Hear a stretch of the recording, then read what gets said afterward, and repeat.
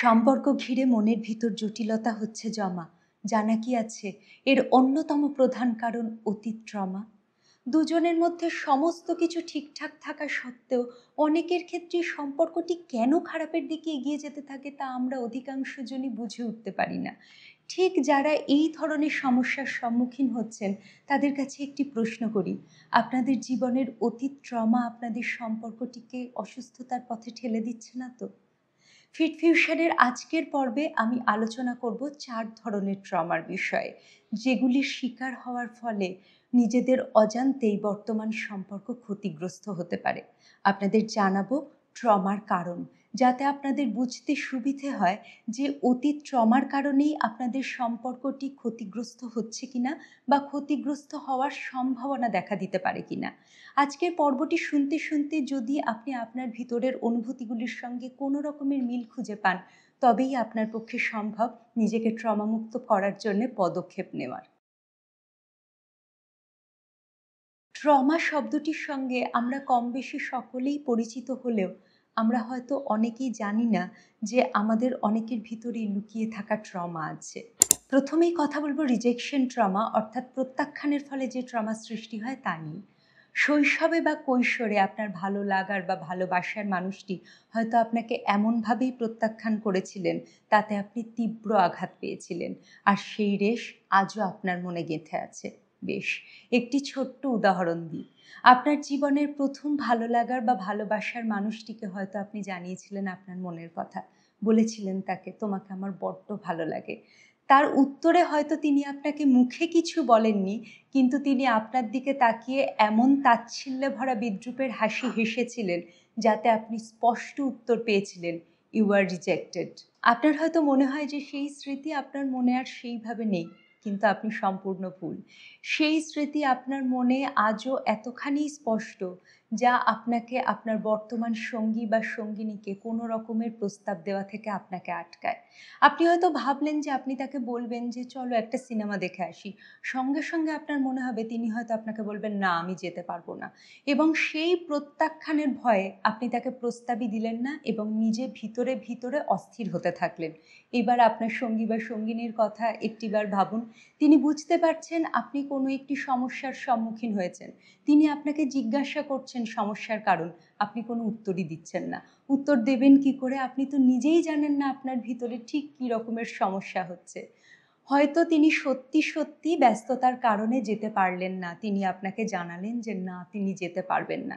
সঙ্গে সঙ্গে আপনার মনে হবে তিনি ঠিক অতীতজনের মতো আপনাকে প্রত্যাখ্যান করলেন। সেই নিয়ে আপনাদের মধ্যে ভুল বোঝাবুঝি সৃষ্টি হবে। অথচ ঠান্ডা মাথায় ভেবে দেখুন, দুটি বিষয়ের মধ্যে কিন্তু কোনো রকমের মিল নেই। দ্বিতীয় যে ট্রমাটি নিয়ে কথা বলবো তা হলো অ্যাবান্ডনমেন্ট ট্রমা, অর্থাৎ পরিত্যাগ করার ফলে যে ট্রমা সৃষ্টি হয় তা নিয়ে। অবহেলা, অবজ্ঞা ও নির্যাতনের ফলে এই ধরনের ট্রমার জন্ম হয়, যার ফলস্বরূপ এই ট্রমায় আক্রান্ত ব্যক্তিরা আত্মবিশ্বাস হারিয়ে ফেলেন। তাদের নিজেদের যোগ্যতা নিয়ে নিজেদের মনে প্রশ্ন আসে এবং সব সময় মনে হয় কারোর জীবনে তাদের কোনো গুরুত্ব নেই। বর্তমান সঙ্গী বা সঙ্গিনীর প্রতিশ্রুতিকে কেন্দ্র করে তাদের মনে সংশয় কাজ করে এবং তাদেরকে কেন্দ্র করে সব সময় তাদের মনে একটি ভয়ের প্রশ্ন তারা করে ফেরে, ছেড়ে চলে যাবে না তো আমায়? হতে পারে আপনি অতীতে যে সম্পর্কে ছিলেন তার থেকে পেয়েছিলেন শুধু অবহেলা, পাননি বিন্দুমাত্র সময়, পরিবর্তে কপালে জুটেছিল মানসিক ও শারীরিক নির্যাতন। হয়তো তিনি আপনাকে বলেছিলেন আর যাই হয়ে যাক না কেন তিনি কোনো দিন আপনাকে ছেড়ে যাবেন না, অথচ সেই তিনি বলেছিলেন যে আপনি তার অযোগ্য, সেই কারণে আপনার সঙ্গে তার থাকা সম্ভব নয়, এবং তিনি তার প্রতিশ্রুতি ভঙ্গ করে আপনাকে ছেড়ে চলে গিয়েছিলেন, আর তাতে আপনি হয়েছিলেন আঘাতে ক্ষতবিক্ষত। সেই আঘাত থেকে সৃষ্টি হওয়া ট্রমা আপনার বর্তমান সম্পর্ককে করছে ক্ষতিগ্রস্ত। আপনার বারংবার মনে হচ্ছে যে আপনার বর্তমান সঙ্গী বা সঙ্গিনীও আপনাকে অতীতজনের মতো ছেড়ে দিয়ে চলে যাবেন, যার ফলে আপনাদের মধ্যে ভুল বোঝাবুঝি সৃষ্টি হচ্ছে। তৃতীয় ট্রমাটির নাম হিউমিলিয়েশন ট্রমা। অতীতের অপমান থেকে আঘাত পেয়ে এই ধরনের ট্রমার সৃষ্টি হয়। এই ধরনের ট্রমার শিকার যে ব্যক্তিরা, তারা সব সময় নিজেদেরকে নিয়ে লজ্জিত বোধ করেন, যার ফলস্বরূপ তারা নিজেদেরকে সবসময় লোকচক্ষুর আড়ালে রাখতে চান, বা যদি কখনো সকলের মাঝখানে তারা থাকেন, তারা সব সময় অন্যদেরকে খুশি করার চেষ্টা করতে থাকেন নিজেদের ইচ্ছের বিরুদ্ধে গিয়েও। তাদের মধ্যে প্যাসিভ অ্যাগ্রেসিভ বিহেভিয়ার লক্ষ্য করা যায়, যা সম্পর্কের ক্ষেত্রে অত্যন্ত ক্ষতিকর। বেশ, একটি উদাহরণ দিয়ে বলি এই ধরনের ট্রমার শিকার কিভাবে হয়। ধরে নিন আপনার অতীত সম্পর্কে আপনার সঙ্গী বা সঙ্গিনীর সঙ্গে আপনাদের কোনো একটি নির্দিষ্ট স্থানে বেড়াতে যাওয়ার কথা। ফলত আপনাদের বেরোনোর সময়টিও ছিল নির্দিষ্ট, কিন্তু আপনার কর্মক্ষেত্রেই হোক বা বাড়িতেই হোক কোনো একটি কাজে আপনি আটকে যাওয়ায় আপনি সময় মতো পৌঁছাতে না পারার জন্যে আপনাদের পরিকল্পনাটি ভেস্তে যায় এবং সেই কারণে আপনাকে আপনার সঙ্গী বা সঙ্গিনীর কাছ থেকে চূড়ান্ত অপমানিত হতে হয়। শত চেষ্টা করেও আপনি তাকে বুঝিয়ে উঠতে অসক্ষম হন যে আপনি ইচ্ছাকৃত করেননি, আপনার ব্যস্ততার কারণে আপনি আটকে গিয়েছিলেন এবং সেই সময় তিনি হয়তো আপনাকে এমনভাবেই অপমান করেছিলেন যে আঘাতে আজ আপনি ট্রমার শিকার এবং তার ফলে আপনার বর্তমান সম্পর্কে যদি সঙ্গী বা সঙ্গিনীর সঙ্গে সামান্য কিছু মনোমালিন্য হয় এবং তিনি যদি আপনার উপর সামান্য গলা তুলে কথা বলেন, আপনার তৎক্ষণাৎ মনে হবে তিনিও আপনার অতীত সঙ্গী বা সঙ্গিনীর মতো আপনাকে অপমান করছেন। তার ফলস্বরূপ কী হবে?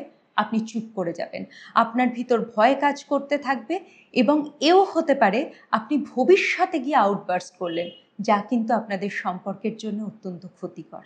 আজ শেষ যে ট্রমাটি নিয়ে কথা বলবো তা হলো বিট্রিয়াল ট্রমা, অর্থাৎ অতীতের বিশ্বাসঘাতকতা থেকে আঘাত পেয়ে যে ধরনের ট্রমার সৃষ্টি হয় তা নিয়ে। খুব সহজ সরল একটি উদাহরণ দিই। অতীত সম্পর্কে থাকাকালীন হয়তো আপনি জানতে পেরেছিলেন আপনার সঙ্গী বা সঙ্গিনী তৃতীয় কোনো ব্যক্তির সঙ্গে সম্পর্ক স্থাপনের চেষ্টায় মত্ত, যা শোনার পর খুব স্বাভাবিকভাবেই আপনার মন হয়ে গিয়েছিল ক্ষতবিক্ষত, তার সঙ্গে বিশ্বাস ভেঙে হয়ে গিয়েছিল চুরমার, যার ফলস্বরূপ আপনার বর্তমান সঙ্গী বা সঙ্গিনী যদি তার অপোজিট জেন্ডারের কোনো বন্ধু বা বান্ধবীর সঙ্গে কথা বলেন, আপনার সঙ্গে সঙ্গে মনে হয় ইনিও হয়তো আপনার অতীত সঙ্গী বা সঙ্গিনীর মতো আপনার সঙ্গে প্রতারণা করছেন, আপনার সঙ্গে বিশ্বাসঘাতকতা করছেন, যার ফলস্বরূপ আপনাদের মধ্যে মনোমালিন্যের সূত্রপাত হয়। আমি একটি করে উদাহরণ দিয়ে আপনাদেরকে 4 ধরনের ট্রমার বিষয়ে জানানোর চেষ্টা করলাম।